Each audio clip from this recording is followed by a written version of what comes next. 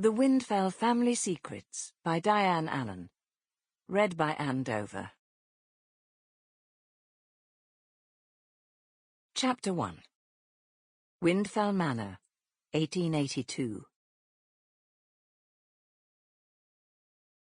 A warm summer's breeze played gently with the copper beech leaves as the carriages drew up beneath the spreading boughs of the mighty trees that lined the driveway to Windfell Manor. Soft music from the quartet that was playing inside the immaculate walled garden pleased the ears of the guests as they ascended the steps to the most prestigious house in the district of Ribblesdale, which lay in the furthest reaches of North Yorkshire.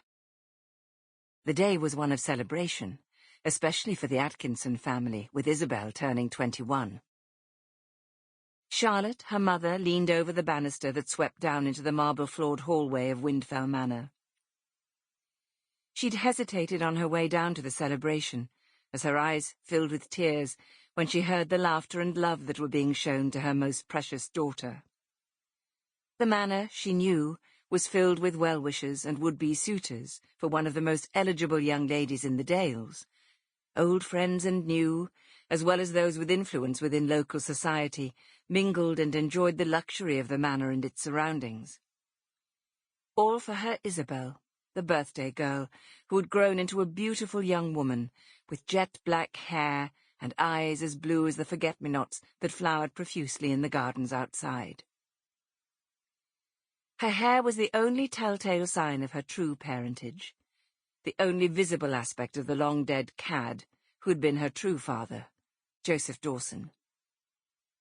Charlotte fought back the tears as she remembered the year Isabelle came into the world, the horrendous murder that Isabelle's father had committed, and her own fight to save Ferndale Mill, and with it the realization of how dependent married women were upon their husbands. It had meant that she had to grow up quickly and become independent in her own right, fighting to keep her position as mistress of Windfell and owner of Crummock Farm. Unlike her daughter, who up to the present had led a privileged life, not wanting for anything. "Hey, what's this? Tears on our Isabelle's birthday? I'll not have that." Archie closed their bedroom door and put his arm around the woman he loved. "Listen to all that giggling and cavorting. There's no need for tears today, my love." "I'm sorry.